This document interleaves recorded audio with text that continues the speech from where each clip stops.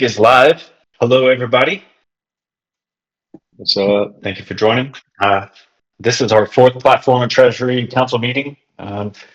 Just kind of running through a little agenda. So we're going to cover several important items, including updates on the exchange listing proposals, some Telcoin network updates, and some upcoming proposals. So I think at the end, I'd like to just kind of confirm our next two meetings, and then yeah, we can jump right in. Adam is joining us from a black tie event, so really appreciate that. We're going to give him the priority here. So just a quick recap. These recurring meetings are important for a lot of reasons. They provide transparency to the community. They create structure for our forum, discussion proposals.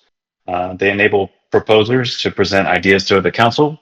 They allow the community to hear, see, discuss, debate, and refine these proposals. They provide a medium for regular platform updates.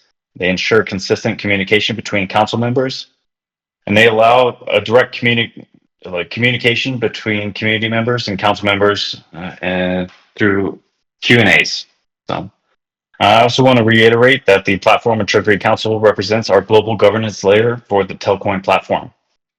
So these councils together, Treasury and Platform, oversee the platform-wide systems and manage the Treasury. So, uh, as council members, we all are responsible for reviewing and voting on the snapshot proposals, attending these council meetings, providing the community with regular updates, monitoring the platform systems, and enforcing our operational rules. So, quick recap from last meeting.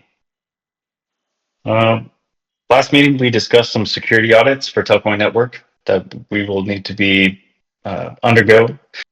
We underscored the strengths of the association's legal framework.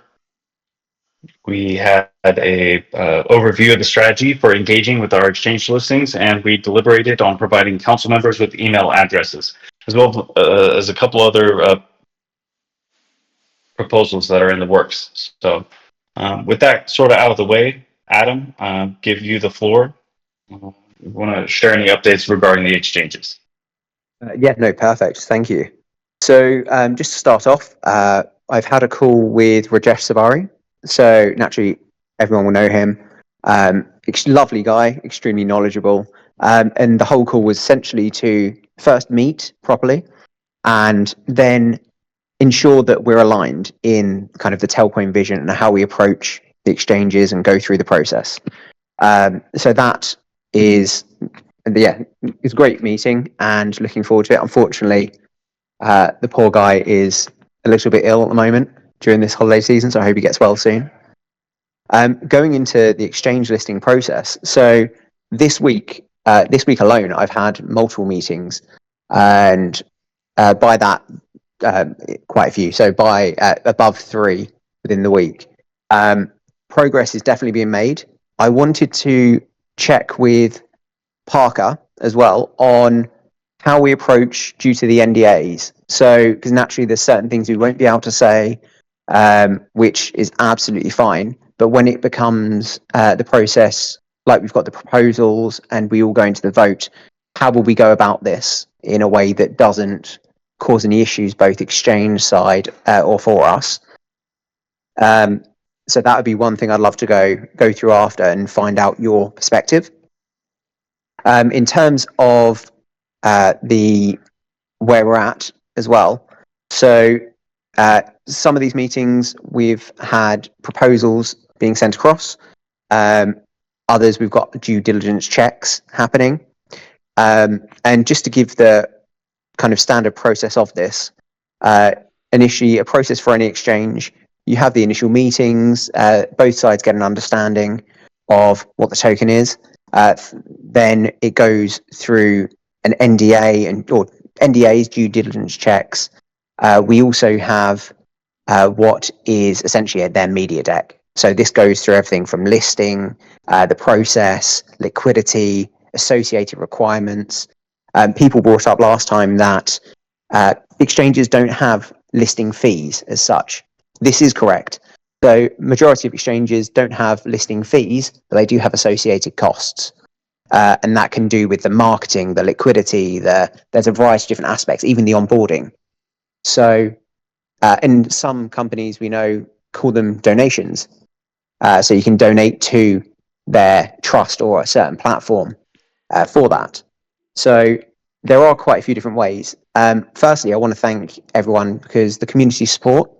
So you guys getting the word out there, saying this is what have you seen Telcoin?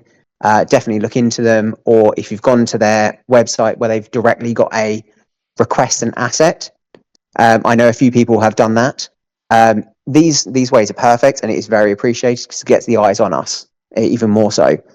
What I have had from the meetings with exchanges is majority already do know us, and they've been keeping an eye on us, which is a lovely thing to hear, especially in the sea of cryptocurrency tokens, and with more popping up daily with all these different meme coins and everything. It's lovely to see that company that is at the forefront of regulation and about to make what I would say waves in the industry once everything has been approved is tremendous. So we've definitely got eyes on us, and I appreciate everything that everyone is doing. One thing I would have to say is I love the enthusiasm, but please do not contact exchanges directly or submit a listing application yourself. I've had a couple of people say that they've tried going down that route. I appreciate the intent, but that route can actually be counterintuitive depending on where we're at in this process already when we're talking to the exchanges. I don't want anything just to mix up or confuse the whole process if possible. So essentially all official correspondence with the exchanges must come from like the Telcoin team or the council. But no, I generally do thank you for the essentially enthusiasm and willingness to help. So where we've had some this week as well, there's been some community concerns. Just majority of people are enthusiastic. Some are saying, "Oh well, it doesn't take this amount of time to get listed here. It doesn't take this." The reality is, the average time frame for a tier one can be anywhere from 3 to 6 months. Naturally, if you get the random explosive meme coins, usually that don't have a lot of other benefits to them, and they've got the funding where it has gone explosive, so they can throw an exorbitant amount of money at this.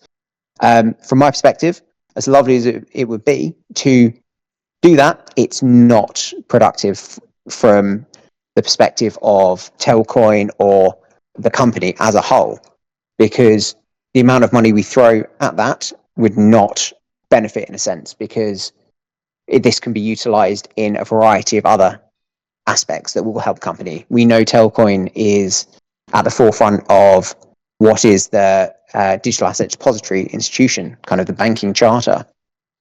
We've got kind of the exchange side, we've got the remittance and the licensing. So there are a variety of other areas that would make more sense to give to allocate certain money to, instead of throwing everything like you see with meme coins. And please note, these are far and few that do that.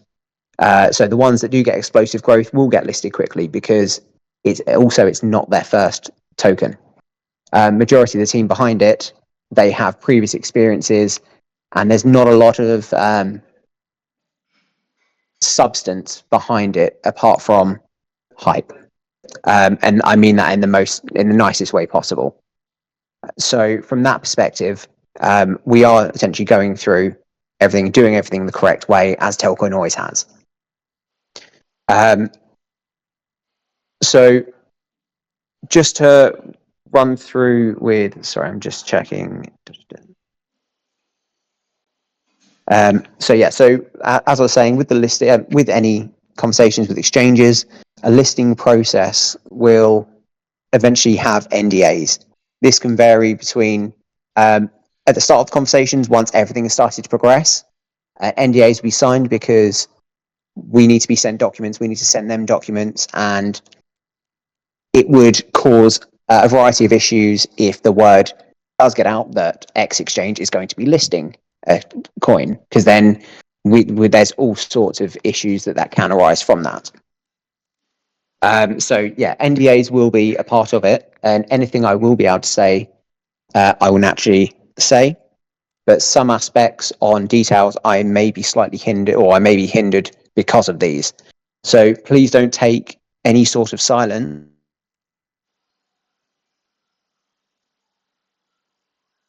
being produced, because there is a lot of progress happening. One notable one, because we actually haven't signed the NDA yet, but it has been sent, is from a US exchange, a key US exchange, which I know Telcoin and the community as a whole have expressed interest for this. So naturally, that will be signed very soon. So I'm not going to be able to say much on it, but a lot of progress is already being made. Proposals are being worked out for a variety of different exchanges. And Telcoin has actually already done a lot of the hard graft by previously applying to exchanges. So that actually takes some of the timeline down. So some of it is just reapproaching and saying, "Oh, hey guys, remember us? We applied. I don't know whether it's a year ago or X amount of time ago. We'd love to reinitiate the chats and progress this further." And it's just about speaking to the right contacts. So utilizing the contacts, not only that I have, but also Telcoin, that I've been introduced to, is very much appreciated. And on that, if anyone in the community knows directly or has a direct contact with an exchange, please DM me. I will speak with the team on this. We'll verify all the contact details, and naturally, again, NDAs will be signed if everything does progress from that. But yeah, if you do have a contact that can help, then I am all ears, because we're all in this together, essentially. We all want the same things. We want to see Telcoin not only on exchanges, we want to see growth from every aspect, because there are so many different sectors Telcoin works across. I know we're going to be coming on to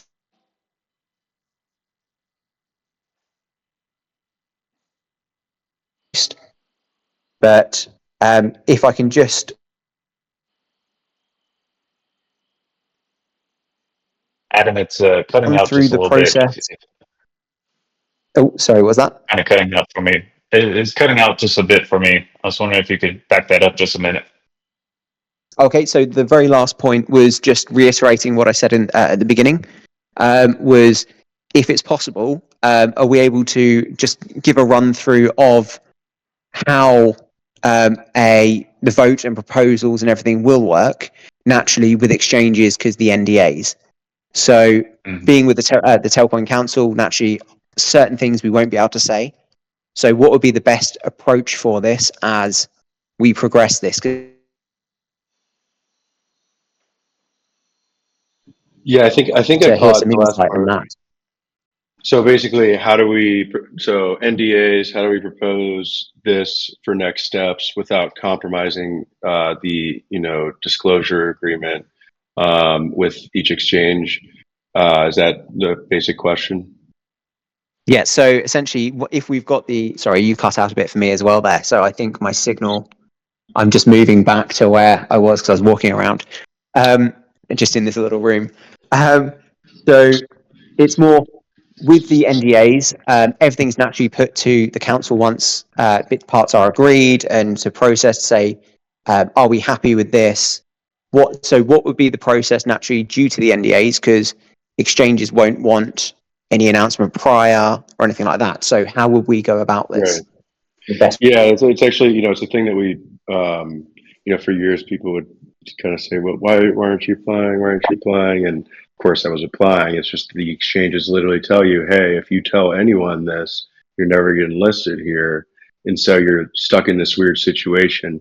And that was, but I think it's important to note that that was before we had established our formal legal entity in Lugano, that now we're all, this community led ownership governance model for this system. We're all members a part of this association. And so, when we're signing, and I would start with this question. To me, the most important thing that we can do, to an extent, is, to the extent that it's possible and doesn't compromise the strategies we're trying to implement, is to be as transparent as we possibly can about the interactions we've had with each of the exchanges, anything that's in the queue, within the association. And that's hard to do because we're all members of the association, and so it's hard to do that, while still ensuring that people don't disclose it, right? So you have a non-disclosure agreement that's between the Telcoin Association, which we're all members of, but there's a lot of members, and so there's like this risk of it leaking out. Would you agree with that, Squirtel? Yeah, so exactly the point, which was I want to ensure that we don't get to a certain stage, Right. and then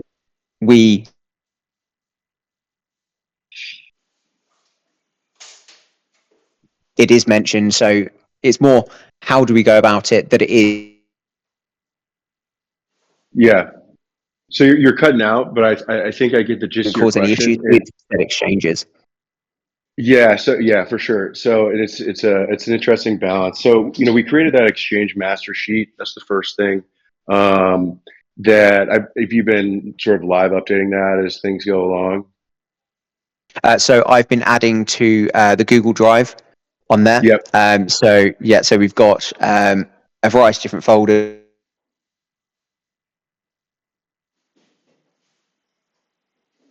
I had a meeting today that I will speak to you after. Okay. Yeah. So what I would say is that first, there's going to be a proposal to add association council members emails that we're going to submit to the platform council as a TIP. It's initially proposed by Steve-O. And so that will then give access to council members to the exchange master sheet and to those docs, which they should be able to then review. And so I think it's a really interesting question overall about, first and foremost, like I want to get, because I think folks, they don't have the time necessarily to listen to the full, platform council, treasury council meet every week. And so they may go to the forum and, say, well, why aren't you guys doing anything? And so I think what we should do is basically take the proposal and basically write out, here's our strategy in our target list that we're going after to get listed, without disclosing the specifics on that proposal of who it is, because that's open to the whole internet. Yeah.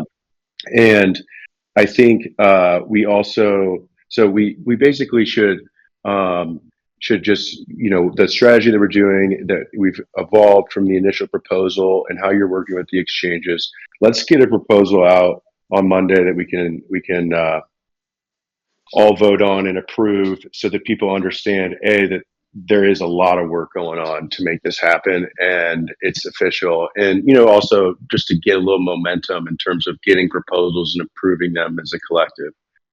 So let's make a proposal. And then I think there should be basically, we talked about this in the first meeting, and Tim has recently created an NDA that we could theoretically share with any member of the association that follows the KYM, the Know Your Member process. We could have them do the KYM process alongside the NDA process, should they want to review it, and then in that case, I think, I suppose there's still some sort of risk to things getting out on Twitter, and I saw there was some token project that will go unnamed, that they posted a selfie with CZ at some event, and they're like, something big's cooking, and he replied to, he like reposted it and said, nothing big, basically nothing big is cooking. We didn't even talk. and this is the worst way to go about things. So we don't want to have that type of situation, come out at all ever. But we also want to ensure, because we all are a part of this organization, whereas before, Telcoin Holdings was, de facto, operating this type of thing. At that point we had signed NDAs, and so it would be within that org.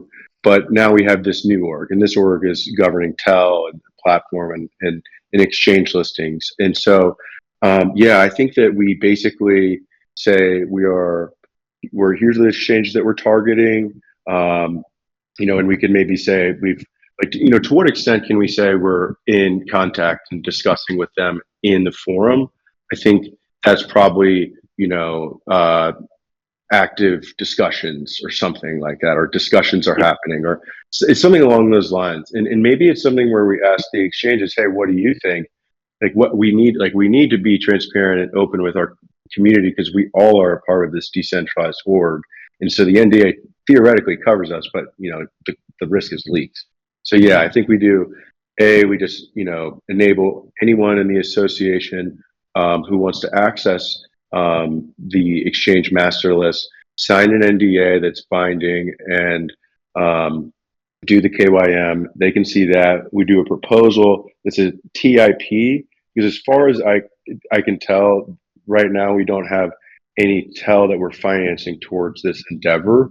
And that maybe, just talking about the cost that you said earlier, would be like a follow-on TEL IP proposal or exchange financing for specific exchanges. I mean, at that point, if we're going to allocate TEL in the community, and we're going to pay a fee to do it, I would be really opposed to not disclosing which exchange that's going towards. But at the same time, then you're basically it's such the whole thing is so novel to crypto in this way that you just have all these exchanges around that are all that have these policies, and they're like NDA, but what they don't realize is that there's people that are all collective owners of this thing together, and so it's, yeah. And I'm now kind of going a little bit tangential, but just high level, I'll break it down. I think we do the proposal. We propose it on Monday with the current strategy that we have created and adapted. Put out the list of the targets, and perhaps just say, each of these we are actively in discussions with. However, due to their policies, we cannot provide status updates on them until the actual listing happens. And anyone that's privy to any exchange listings that happen, there will absolutely have to be a blackout period. They could not go near their TEL the second that an exchange finds that out. It would be that's just not how Telcoin rolls, right?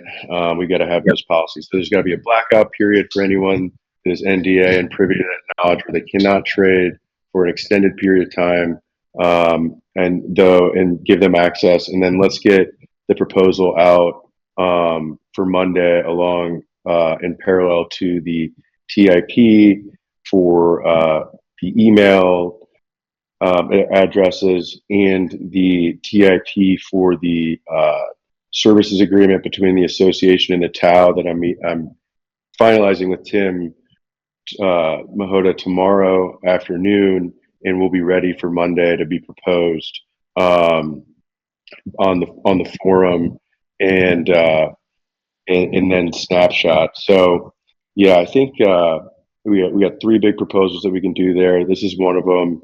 The proposal should be less, specific, but definitely cover what we're doing, so people understand that, hey, there are folks working hard on this. And then, yeah, we'll get the NDAs to the exchange master sheet, so people can kind of follow along. And I think just as sort of operational policy, as we talk to exchanges, just sort of, if we just add, either links to docs from those exchanges within the master sheet, or status updates as they go, I think that'll be useful in keeping everybody in the loop.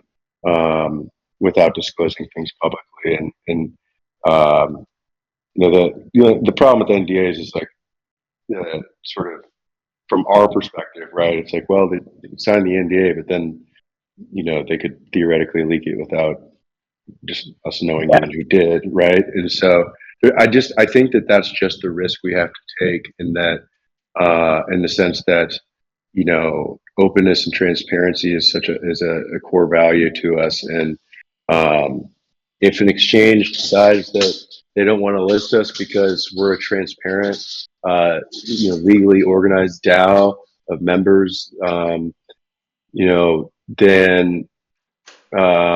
they can politely exit. And the other thing I would say is that, just as you were talking earlier about, the usage of funds from perhaps like the Treasury and things like that, and those, that's the issuance that we use, while for all the miners to harvest and for us to plan and finance improvements to the system. And so, it is really important that we budget it out and that we do cost benefit analysis before interacting in any listing fees, which would need to separately be a TELIP. So maybe there's a TIP just to get clarity across the community, and then there's a follow-up TELIP that says here's the budget for what we expect for exchange listings to push forward, and then as they come along, we share. I don't know. What do you think? Yeah, no, honestly, I appreciate the insight, because that's exactly what we wanted to hear, because we wanted more understanding of the process, because obviously naturally there was risks, so it's how to mitigate that as much as possible. But no, that's perfect. A quick question then from the proposal side is, if a exchange is keen to interact with us and list, how soon or how quickly can a process be arranged? And by process, you mean So financing? voting, everything like that, and Oh yeah. financing. So for a TIP, or so in this the financing proposal. So for a TELIP, the fastest that could get done is Platform Council approves it in 5 days from the proposal time, and then the Treasury Council then needs to propose it, which I believe is 72 hours. Yeah. And approve it, and then it's good. So roughly 8 days if it was, that if we really got that next one through, which there should be no issue doing that pretty rapidly. So And that's the max, right? So it's like you have well, up that's the to 72 minimum. hours.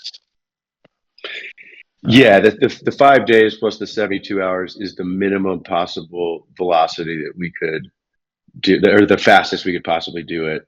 Probably is like 10 days if we're being honest, but maybe we could do it sooner. Okay, no, that's perfect, and I appreciate that, because that gives me kind of an insight for when I am speaking to them, because we've definitely had some interest, and I've been asked the question, how soon would we be able to, if this is?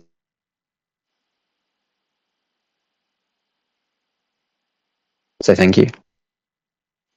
Yeah, that sounds great. So let's plan to formulate the proposal on the forum, and then get it going for Monday. And yeah, I'll collaborate with you and Leo, and anyone else who wants to. Of course, Coops, it's your proposal. And yeah, let's just get this done. I think that would be great. So yeah, Hey, Bugger. Just a quick question you about, actually already answered it, which is good. One more thing as well is Nick suggested in the comments to just refer to exchanges just as exchange 1, exchange 2, etc. So I don't know if you're in the exchange master sheet, if you just wanted to apply just a nickname basically for all the exchanges, and then in proposals you can just refer to them maybe as exchange 2 as in Yeah, whatever that's another finance idea. approval. Yeah. Just to clear up, when it comes to financing, so would you have to do a separate proposal for each financing for each I would exchange? So say, like 25k for exchange 2, for example. yeah, I was just thinking about this before you asked, and I think the best way to do it is we figure out what's the budget that we're willing to spend on which exchanges over the next year, and we allocate that to a specific safe, and then we go ahead and transfer the assets, and from that safe we can then do the listing fees to here and to there, and what have you, instead of doing the ad hoc approach that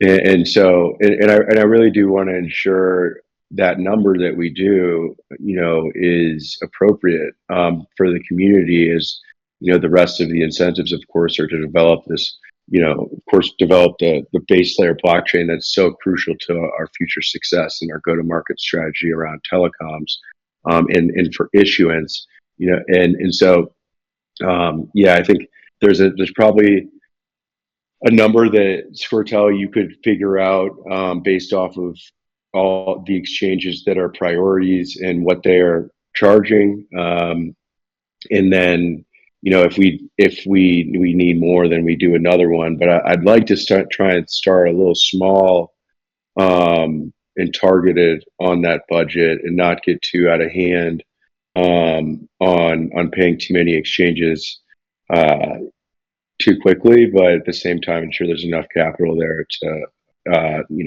make it so we can rapidly get listed places. I mean, how much would you say an exchange listing costs today for? I mean, I know you said that there's donations. We can call them whatever they want, but like, what would you say based off of, and I'm putting you on the spot, Squirtel, so don't feel like you need to answer this now. But if you had to budget a dollar figure for the current exchanges that we're in talks with to get listed, what number is that? So it really varies depending on the tier of exchange. Sure. And naturally, every exchange has a bit of wiggle room in the negotiation side, but it also depends on essentially we're looking at the marketing side. So whether we need to set a certain amount of tokens for liquidity for the exchange. There's the marketing, so how much they push it, because there is an associated cost with that. But there's a variety of different ways. Like just an example, we've got some of the exchanges are saying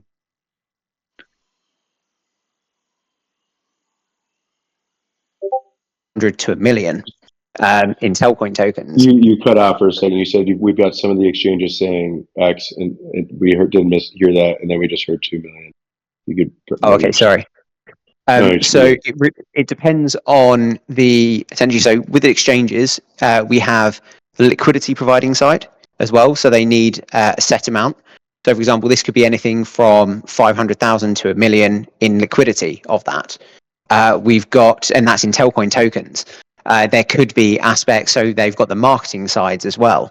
But it all depends on the tier of exchange, because every exchange has wiggle room for the negotiation. So it depends on.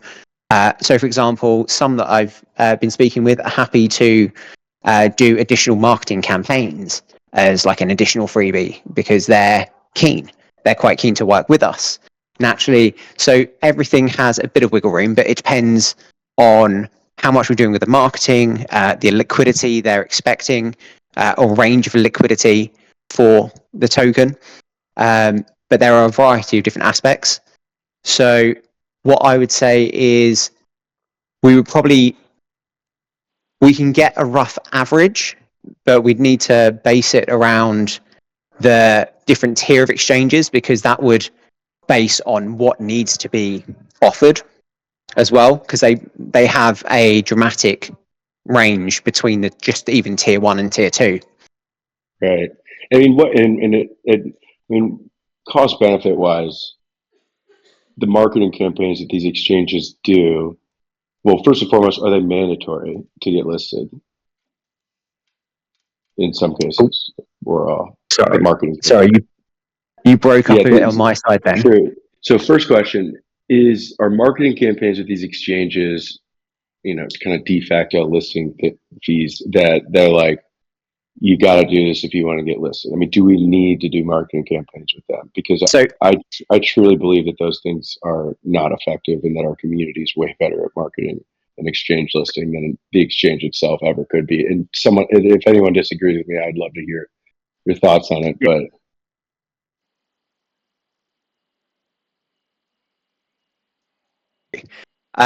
in others, a lot of exchanges will have their marketing plan as part of this process. So they don't charge a listing fee, but they do have a marketing to say, oh, okay, we're listing this, we're doing this. So in a way, it ties in, but everything is down to negotiation, depending on who you're speaking with. So marketing can be smaller, you can go larger, there's different ranges for it. But usually there always is some sort of marketing aspect to it. got it.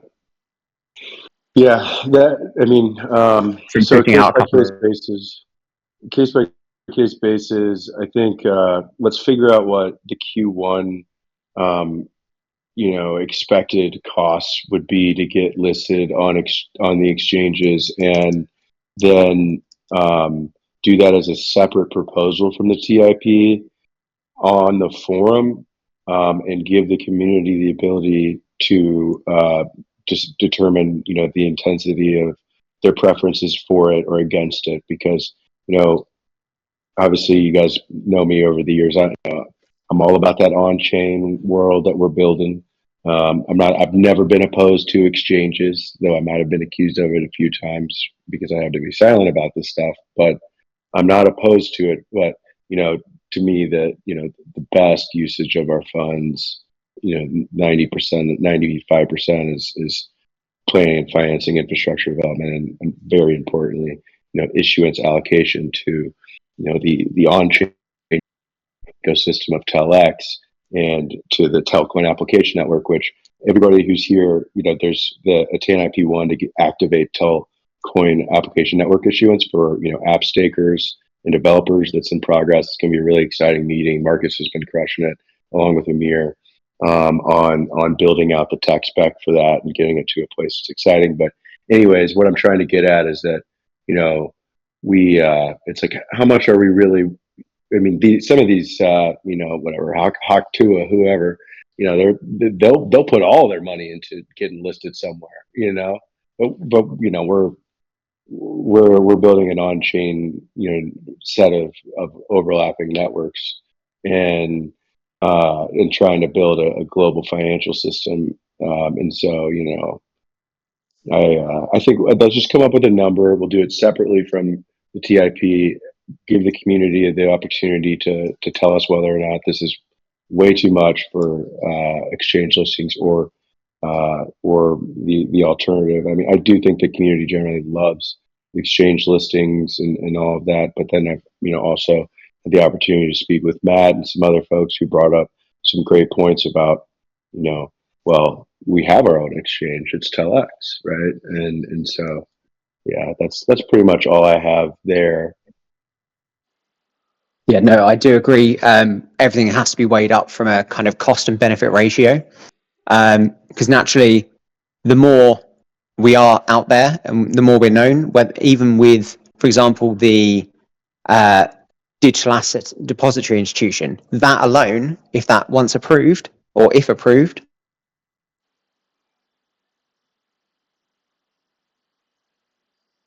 so from that side, that will make waves in the industry anyway, being one of the first Fed regulated. So it's all about the name being out there and visibility, and naturally that helps. So going back to everything, it's all about the community being behind it. It's all about what we've got in the news and how we're pushing out and again, putting it onto different crypto or just news media sites, because Sure. a lot will pick it up as organic. Definitely. Yeah, So so I think we kind of have our marching orders on the exchange side, right? Let's figure out get our proposal ready, approve it next week, so that the community's good to go. Then we'll have a separate proposal allocating the budget towards it. We'll put in place.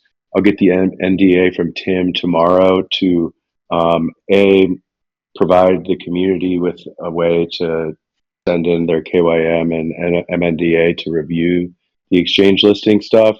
And, if anything gets out related to that and it compromises our strategy with an exchange, then we'll have to reassess. But we have to, my view is it's better to be transparent now that we have this organization that enables us to the extent that we can.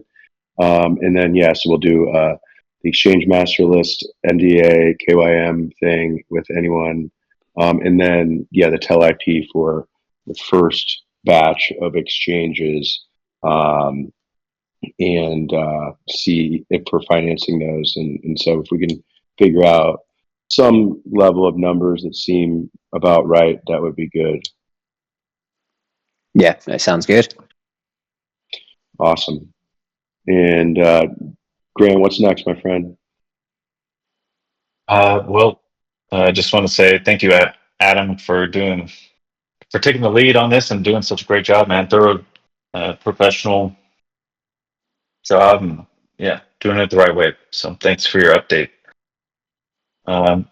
We also have invited today, kind of on the same topic of exchanges, as a member from the Make It team, Dwight. I believe you're here. I saw you earlier. Let's see. If you wouldn't mind raising your hand, we'd love to invite you to the stage and kind of give an update too, as the progress that we're kind of making on that. So awesome. Hey everyone, how are you? Can you hear me Hello. well? Yes, we can. Yes, sure can. Thanks for coming. Yeah, thank you for having me. I'm excited to be here. To be honest with you, I didn't expect to be in such a large group. I really like the approach. I really like the spirit, and I really like your, let's call it project right now with the exchange listing.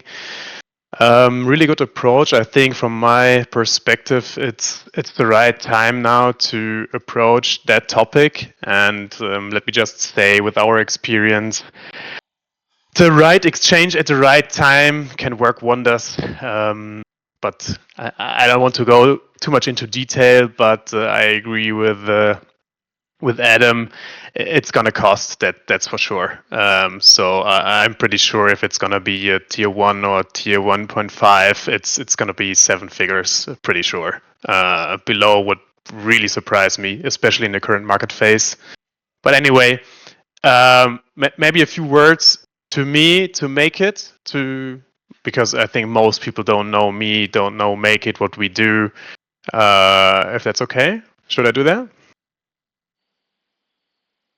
Yes, absolutely. That'd be exactly on topic. All right. Yeah, and just to add on that, we basically love to have you do for us just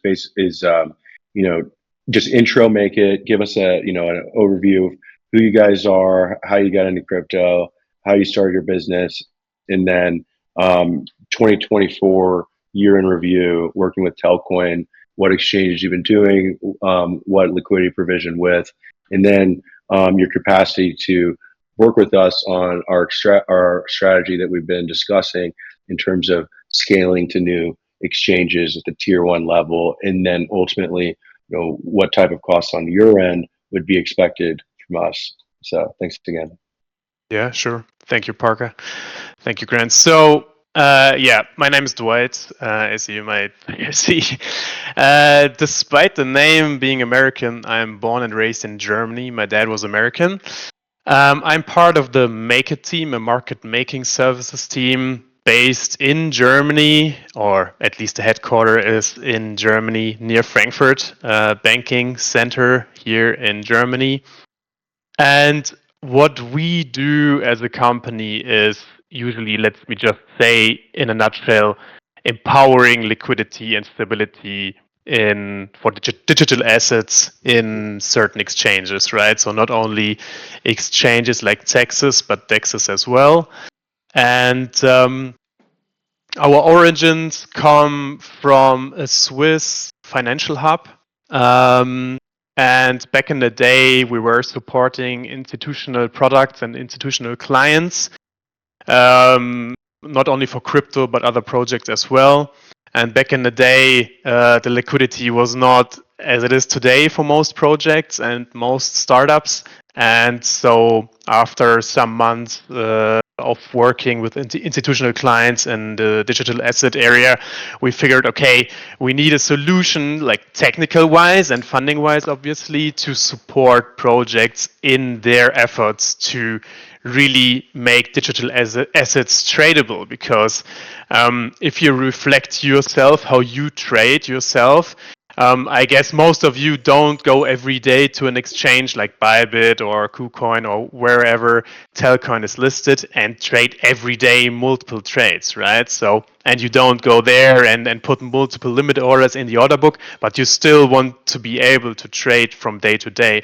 And that's basically what we do. We support projects, exchanges directly, worldwide, different sizes, really small projects, bigger projects, top 100 projects with our solutions. And you could say it's basically a software as a service solution, right? Because we do the order book management for all the exchanges. It sounds pretty simple, but at the end of the day, it's obviously cross-functional in between exchanges, and we try to match liquidity from DEXs to TEXs, because still up to this day, I would say most people for most projects work with DEXs, and a lot of liquidity comes from DEXs, such as Balancer for Telcoin, for example.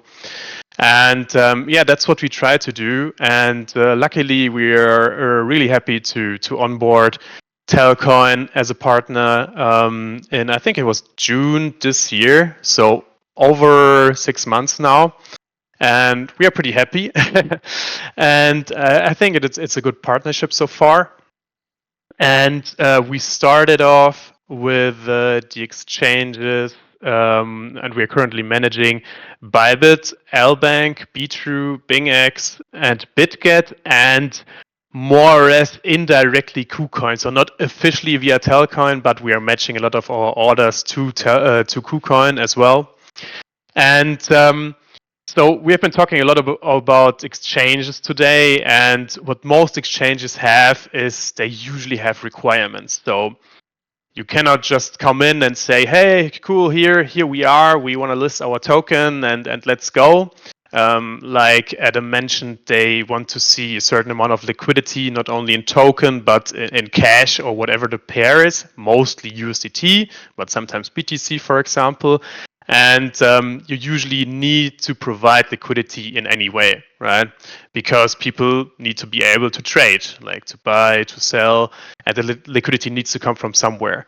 And depending on the size of the exchange and the tier level, you usually have to fulfill certain requirements to deliver certain liquidity in certain areas. So what you see on CoinMarketCap, for example, pretty heavily, and what a lot of people are focusing on, is that plus minus 2% area of liquidity, right? Because obviously most people are trading in that area.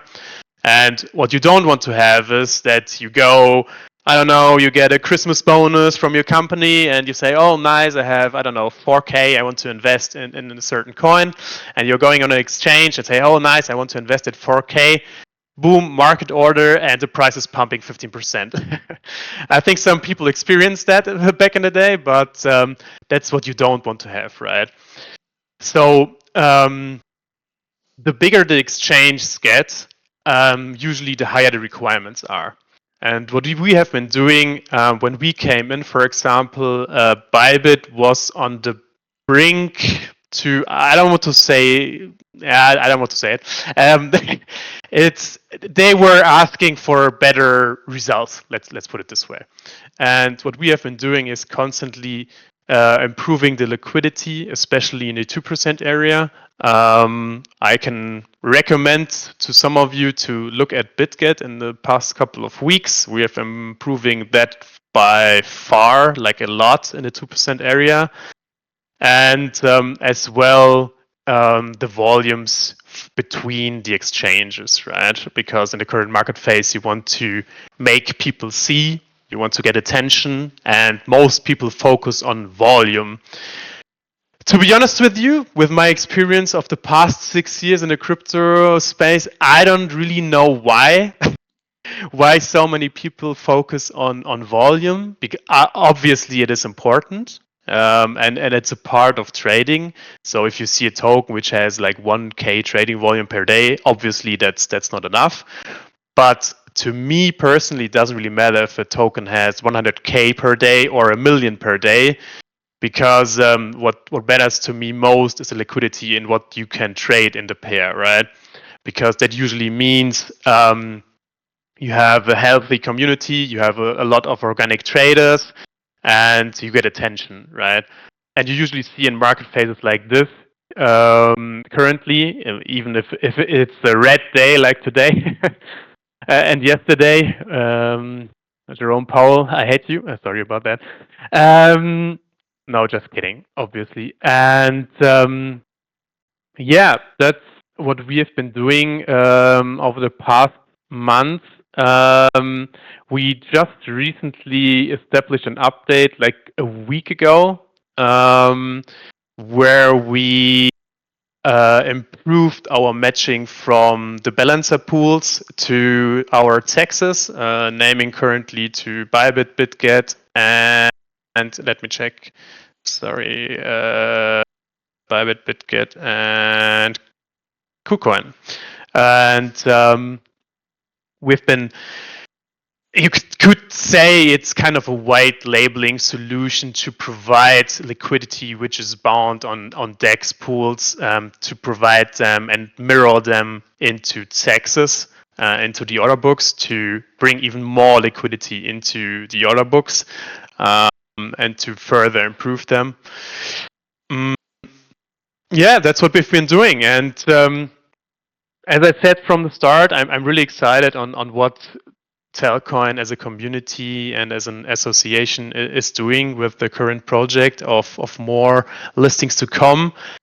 I and Make It as a company is really happy to support in any way. If you have questions, Adam, we are now connected via you or via Leo or Parker. Every one of you feel free to ask any kind of questions.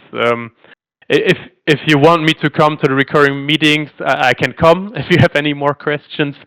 And obviously, we have a lot of connections within the crypto community itself. So if we can help there as well with the exchanges, I'm happy to. And yeah, if you have any questions, feel free to ask.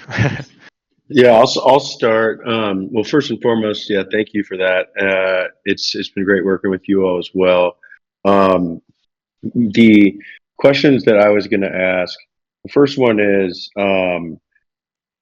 could you share your full set of monthly transparency reports, and a year-end report for us to disseminate within the association for everyone's visibility? Of course. Wonderful. And then, yeah, I think the partnering with Squirtel, Adam, and to figure out any warm intros to any folks that you might know would go probably a long way, and just kind of do a little sharing of notes on who we don't know, who you might know, and who you think would be a good place for us to list. Yeah. So I think we welcome that. And then I have some specific questions about the exchanges from your vantage point, if you have the sort of numbers memorized or in front of you. But it's pretty general. It's, what exchanges have you been working with that you think are sort of, they're doing a great job. They are a great value add to our token and our ecosystem. they have users and enough activity to that the actual liquidity that you're providing is being used efficiently relative to other exchanges. So basically, what are the great exchanges that we're working with that we should continue to do that with? And from your perspective, which ones perhaps we should allocate, because we have a limited amount of funds and towards this, and you guys obviously have that a set of TEL and everything that is across some of the exchanges. And personally, if there's an exchange out there that is a ghost town and we're not seeing the activity that is conducive, or for any other reason you don't think it's an efficient use of capital, that would enable us to perhaps take that and then use it towards market making on the new exchanges that we're listing, or the great exchanges. So the high level question is, what are the good ones and what are the ones that are not that great?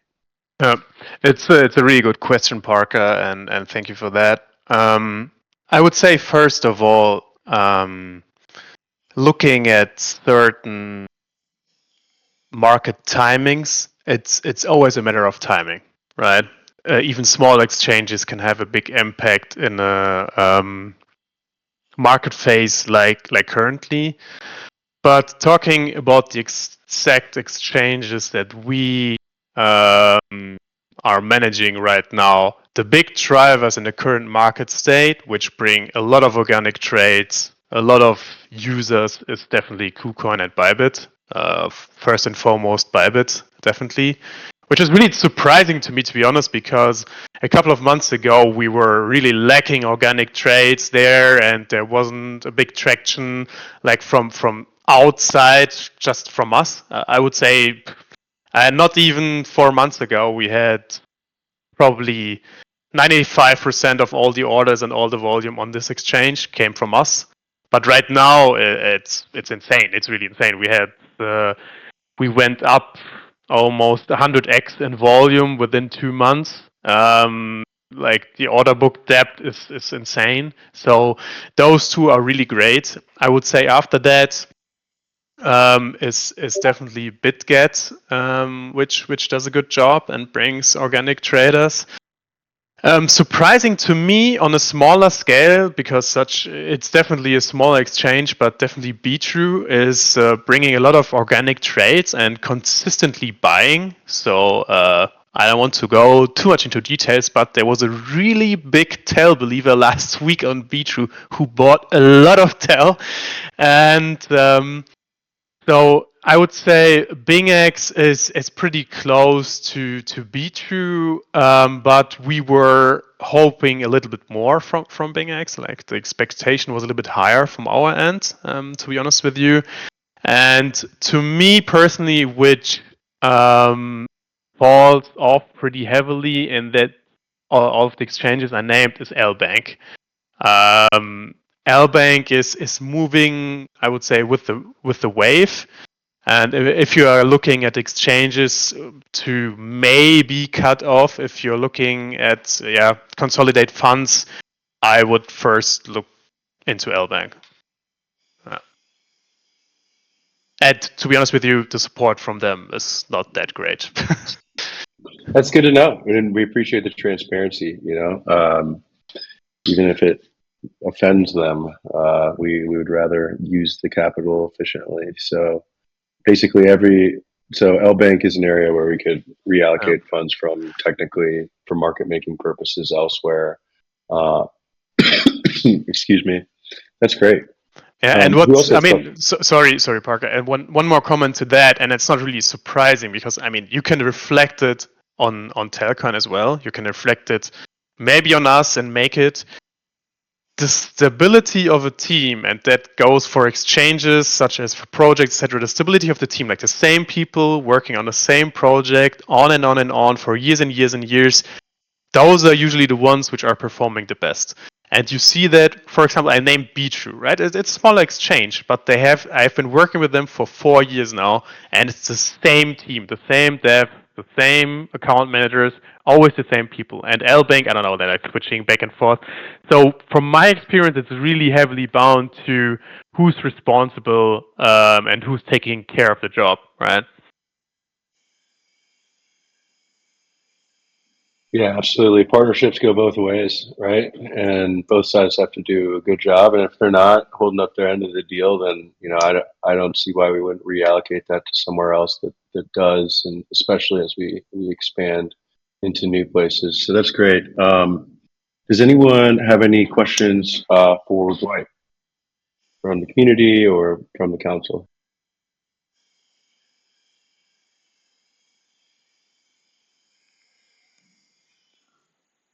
I will definitely hook you up with that report by end of year.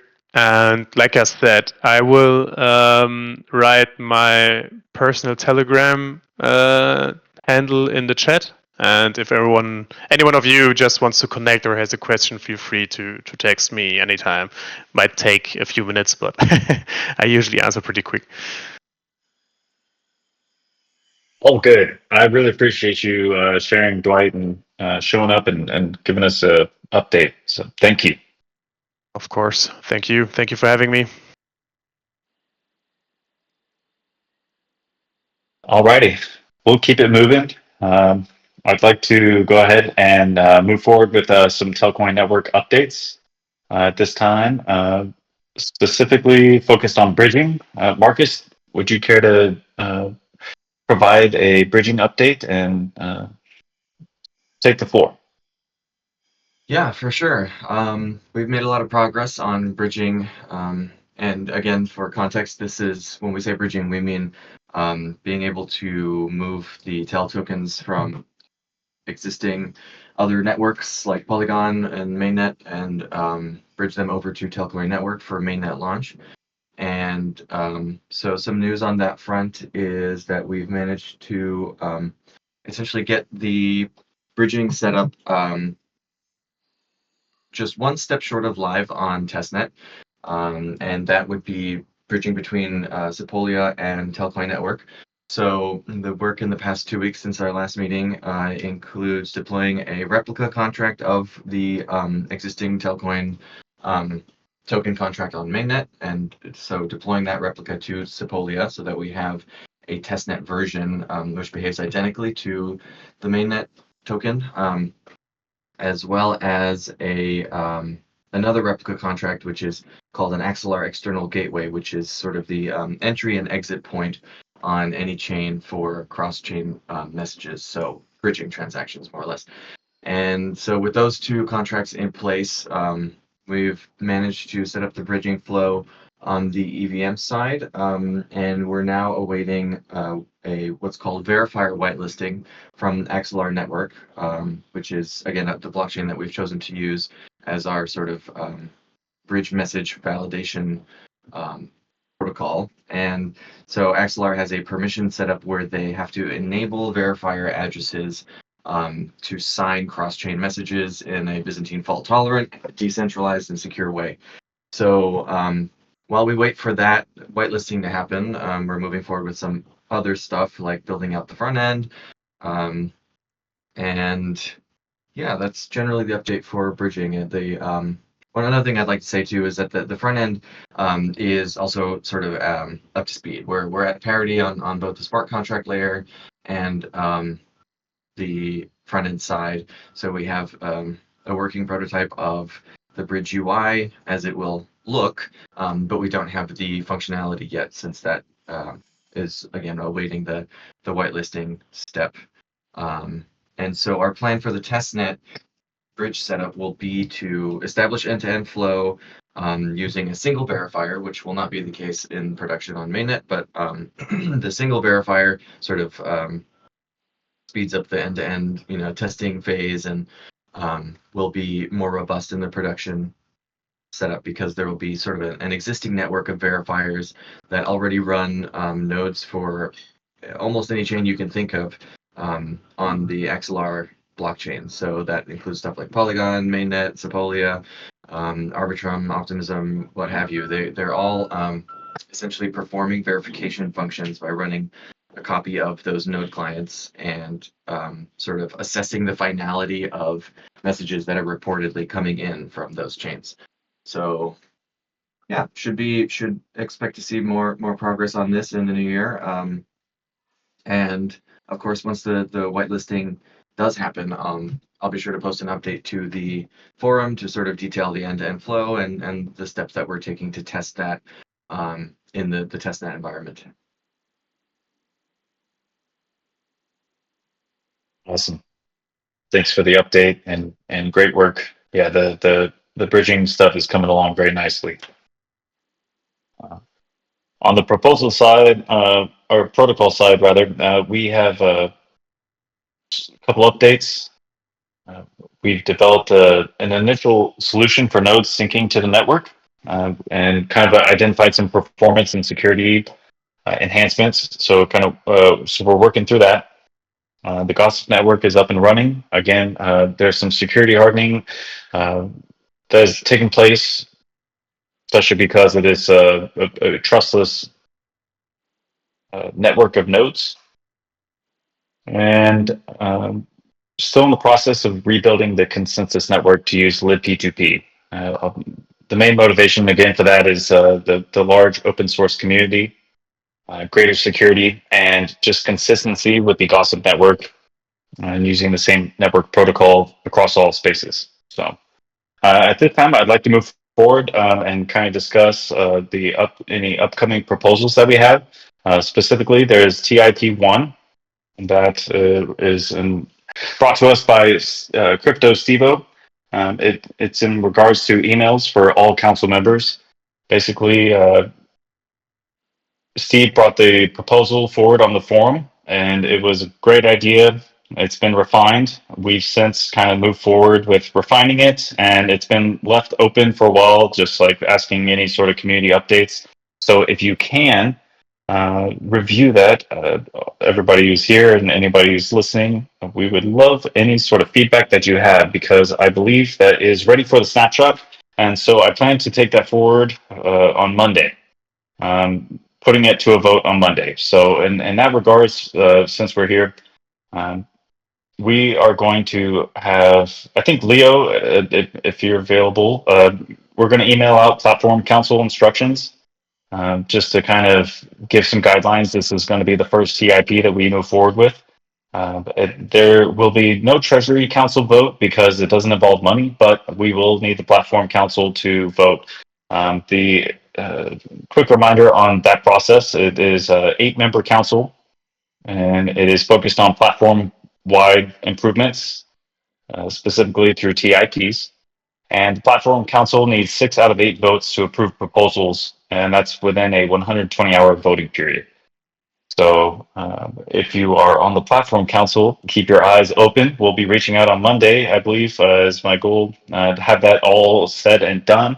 In fact, I wanted to go ahead and I will post this in the Platform Treasury Council. There we go, in the Discord server as well, just in case anybody's missing that forum link, want to take a closer look at it. We'd love your feedback. And yeah, congrats on Crypto Stevo for coming up with a great first proposal. It's exciting to move forward with this. This will be looking at TIP1. So let's see. Are there any questions, I guess, to that regard while we're on the topic?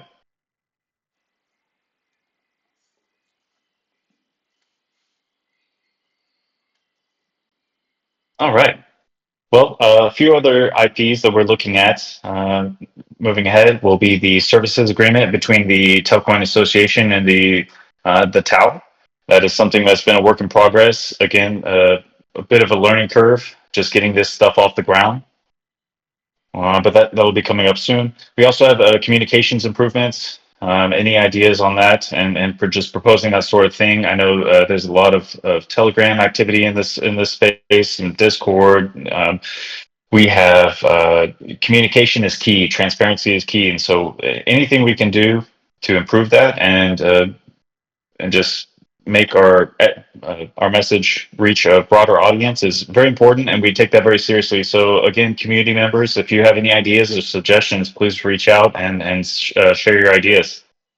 And then the last thing on the agenda upcoming again is TELIP. That's going to be financing Telcoin network. As a TELIP, that will involve financing.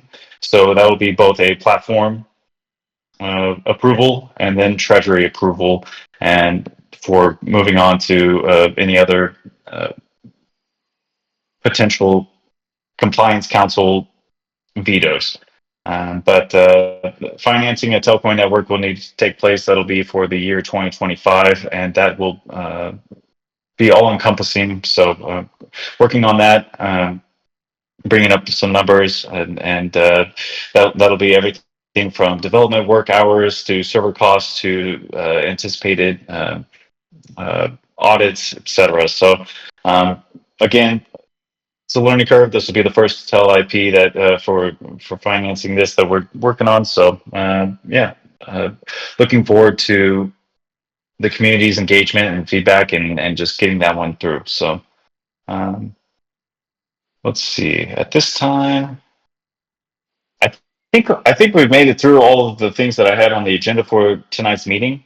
And so that will leave it open to any sort of cues, questions, and answers from the audience or council members. If there's anything that we are to discuss while we're here, please feel free to raise your hand, could join the stage and speak.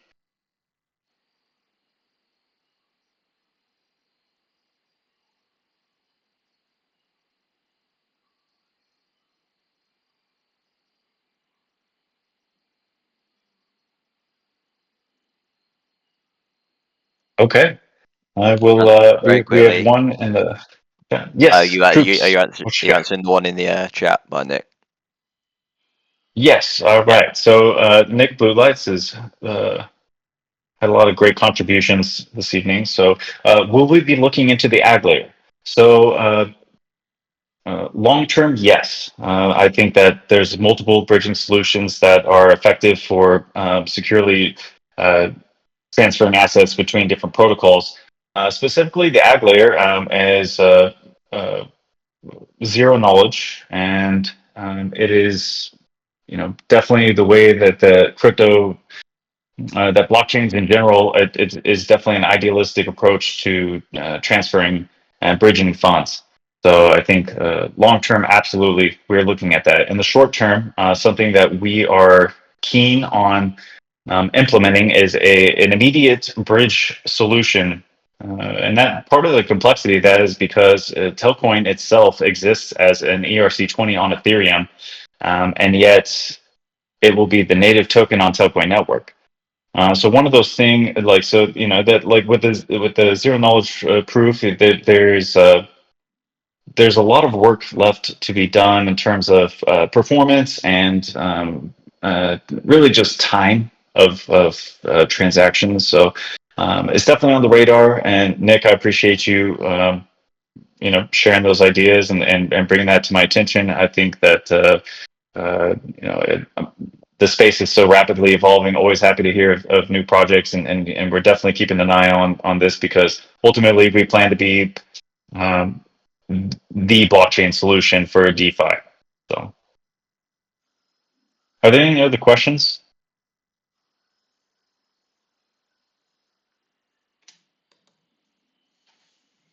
Alrighty. Well, with that, I would like to remind everybody that we had tentatively scheduled January 9th as the next Platform Treasury Council meeting.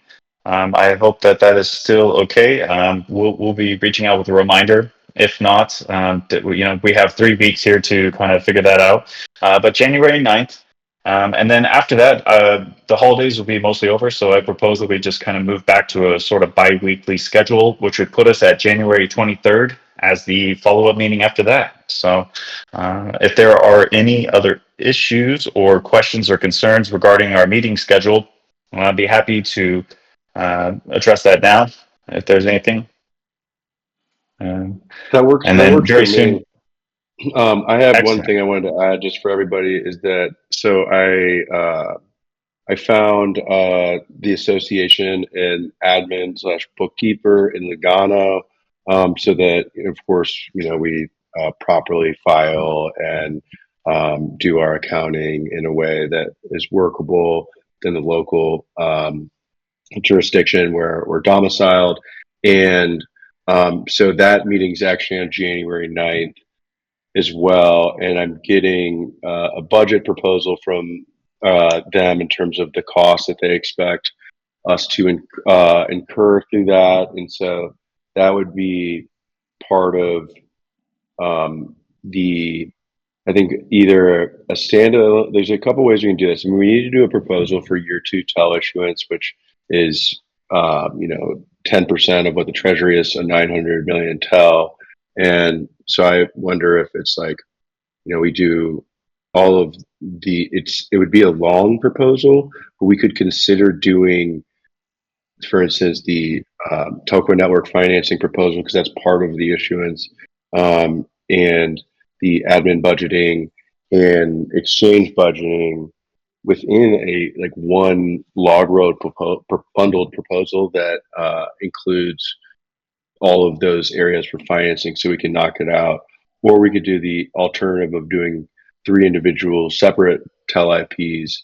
The reason that I say that we should maybe bundle them is because there is this sort of decision-making process. When you look at governance, there's 2 different costs that are associated with this: the cost or the time, the difficulty of making a decision, and then there's external costs, which are the negative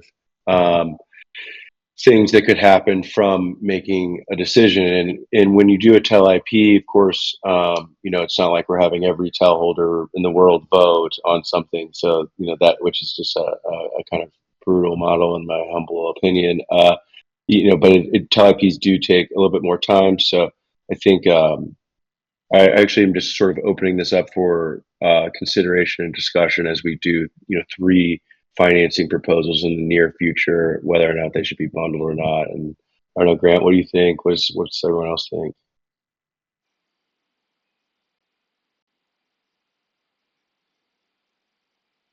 In terms of bundling, like all financing into a single proposal, but Yeah, the TEL issuance year 2 proposal with the right. Telcoin network financing and the admin financing and the exchange financing in one proposal. I mean, that's obviously a lot, but I'm Yeah. just curious if that seems like a better path, or if we should consider each of them on their own, and instead of putting Yeah. everything together and making everybody choose this one thing. They're like, oh well, I've got to get that and this. Well, maybe I just like that. So it's basically the TEL circulating supply is as of right now. I'm just answering Ty's question. It's that you just take the TEL treasury 90. plus all of the council saves, and so you do just 100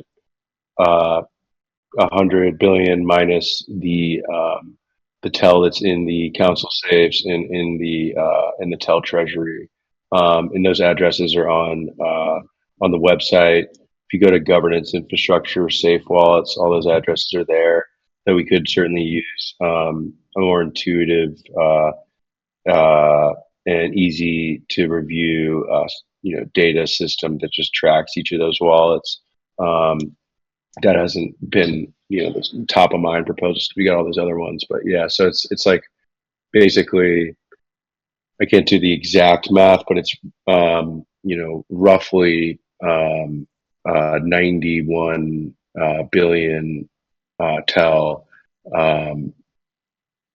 is circulating, but there's of course just a lot of TEL still that's in like the TN council safe that hasn't moved, and all that. So yeah, that's the number, and yeah. So let's just think about how we want to do these proposals, but let's make sure we get the exchange proposal TIP done with no financing, just to prove that we're all on the same page. Get the MNDA opportunity for people to review the exchange status, We should get the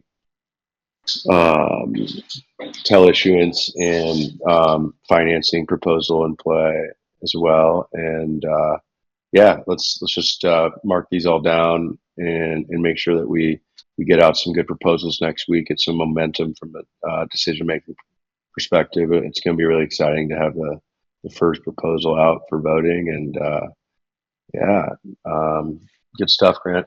Definitely. Thank you. And likewise to all the other council members here, thank you very much. I think, Parker, to answer your question just a moment ago, I think the forum is a great place to sort of like propose that. I think for as far as combining financing together, I'm not opposed to introducing that as a single proposal, at least on the forum, and then just kind of go from there. Because again, if there's consensus on what yeah, if there's consensus, then we can move forward as it is. And if it does get, if we need to bisect it further and discuss it and sort of break it up into smaller chunks, then I think by all means, we have the process and the governance and the tools to do that. So whatever I think you just came up with the right idea. I'm going to interrupt you. The right idea here is that we do 3 forum proposals, and then after some discourse with the community, we then propose, if there's at least it seems as though there's collective consensus across council and community, then we put all 3 of those proposals as one and then vote on it, so they can read the forum ones as standalones and then provide their feedback, and then we could put the ones that work to the community in one bigger one. Maybe that's the right play. Let's do that. love it. Awesome. Alrighty. Well, I believe that concludes tonight's meeting. Anybody with any other questions, feel free to reach out, post in our Discord channels. We're very happy to have the audience members tonight. So thank you very much, everybody. Have a great rest of your days, and we will talk soon. Thanks, everyone. And big updates in 37 minutes from the TAN Council. So enjoy, and yeah, appreciate everybody. Thank you. Cheers.